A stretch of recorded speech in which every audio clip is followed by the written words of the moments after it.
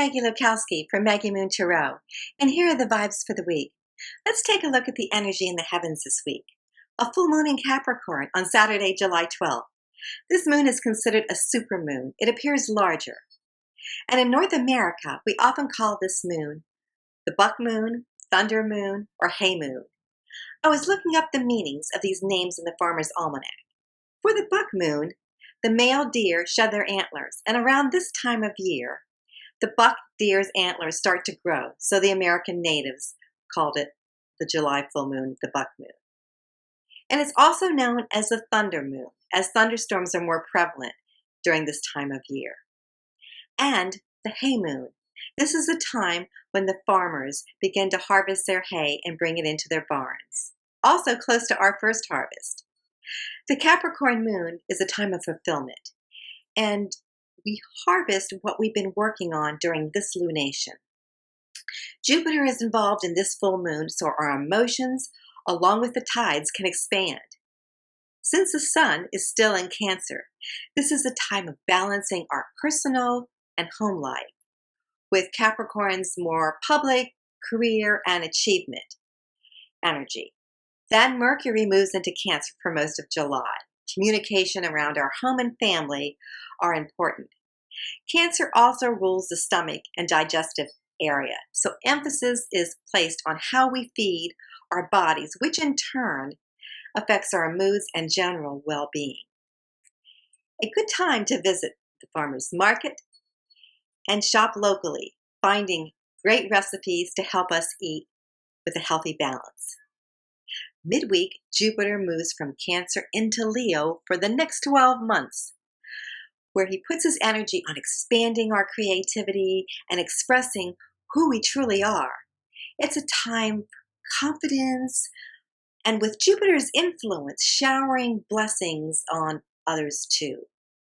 And later in the week, Venus moves into Cancer, where the mood is easier and softer. There can also be a feeling of standing up for our family or tribe at this time. A great time for get-togethers and community gatherings. Seeing, appreciating, and acknowledging the gifts that everyone brings to the table of life. And for the reading this week, I'm using the Steele Wizard Tarot by Pamela Steele. These are gorgeous cards. And for the energy at the beginning of the week, the Eight of Wands came up. In this card, we see the raven, Odin's messenger, along with the Eight Wands. There's movement, a resolution's coming. If you've been looking for a sign about travel, it's favorable. The universe has been working behind the scenes, and the process is moving. Don't give up.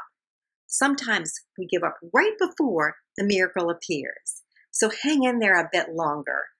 The resolution is close at hand. And then for the middle of the week, I pulled the Wheel of Fortune. And what was in the works and in process is manifesting.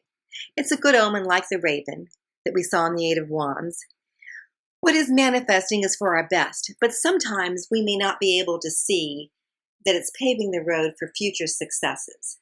So be flexible for the change. And the card that came up for the end of the week is the Weaver. And this is one of the first extra cards in the deck. Pamela includes extra cards past the major arcana. And the Weaver speaks of the unfolding of our personal destiny and how to manifest it. We all have our jobs and careers, but there's another layer, our soul's destiny, where we find ourselves in a physical, emotional, or spiritual place on the web. And why? We were meant to be here at this time. What talents and gifts do we have to use in this particular place that we find ourselves? It's up to us to acknowledge our unique gifts and take that leap of faith and go for it. So for this week, there's a process taking form and unfolding, along with messages, good omens. So take that next step.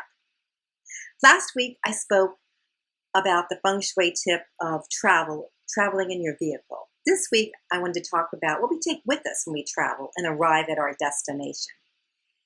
It's nice energy for our temporary quarters to have some things that make us feel grounded and have good vibrations.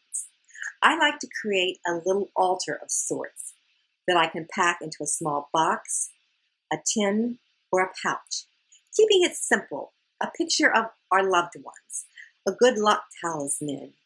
I have a traveling Buddha that someone gave me, a touchstone, crystals, a feather, and a small colorful clock to place our items on.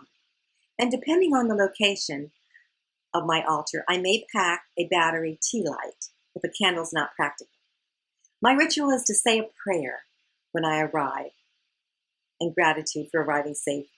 And then I set it up, use it during my daily meditations or intentions. And when it's time to leave, I pack the altar back in its container for its return trip and say a prayer for a safe journey.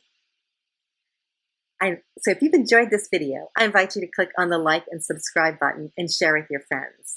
And a transcript of the reading is in the About section of the video, along with links to Pamela Steele's Steele Wizard Tarot and a link to Maggie Moon Tarot, where you can also find me.